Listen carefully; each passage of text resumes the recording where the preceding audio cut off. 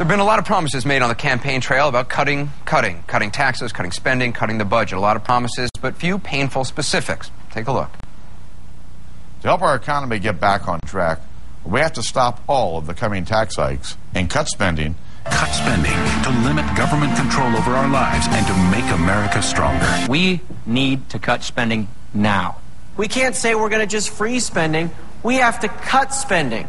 Cut spending. Don't just simply slow down a spending spree. We have to obviously cut spending.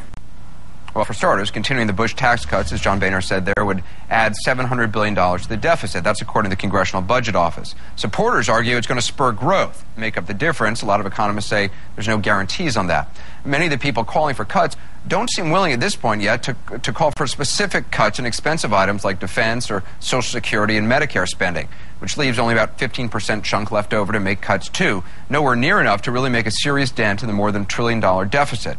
So what specifically would some of these lawmakers who promised to cut the budget actually cut? That's what I asked Michelle Bachmann last night. Here's more of that interview, just trying to get an answer. In terms, though, of actually cutting the deficit and cutting spending, you're going to have to make very specific. You're going to have to come up with some specifics. Where we need to begin, quite frankly, is with the general budget. And we saw a huge expansion. President Obama increased spending at the federal level almost 25%. That's an amazing expansion. So you're not willing to say whether you'd cut Medicare or Social Security? You're not willing to say whether you'd entertain What we need to do is reform the system, because this year we're spending more on Social Security than what we're taking in, 6 years ahead of the projections on when that would occur. So you are willing to look at cuts in Medicare, cuts in Social Security? Well, for cuts, we need to begin with the general budget. Later in the interview, she did say that she would look at saving money by looking at eligibility. She didn't say whether it was for Social Security, Medicare. She's not the only one long on promises, though, but short on specifics.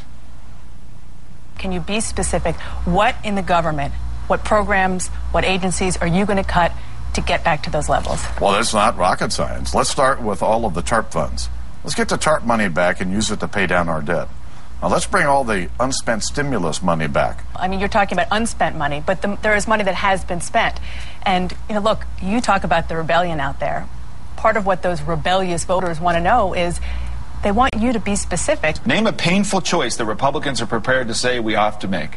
Well, first of all, we need to make sure that as we look at all that we are spending in Washington, D.C., with not only the entitlement spending, but also the bigger government we cannot afford anymore. We have to empower the free enterprise system. See, this is where... Congressman, these are not specifics. Oh, they are. Voters get tired of that. Why not make a single proposal to cut Social Security, Medicare, and Medicaid? Chris, this is what happens here in Washington. And when you start down that path, you just invite all kinds of problems. I know. I've been there. What painful choices to really deal with the deficit? Is Social Security on the table? What will Republicans do? The president has a debt commission that reports December the 1st, and I think we'd all like to see what they come back with. And my hope is they'll come back with a bipartisan solution to the debt and particularly entitlement reform, as you mentioned. But Oh, wait a minute. Conservatives need a Democratic president's debt commission to figure out what it is they'd want to cut? Back now with our panel, James Carville, Andy Card. Mr. Card, have Republicans, to your mind, been specific enough about what they would cut, what specific programs they would cut?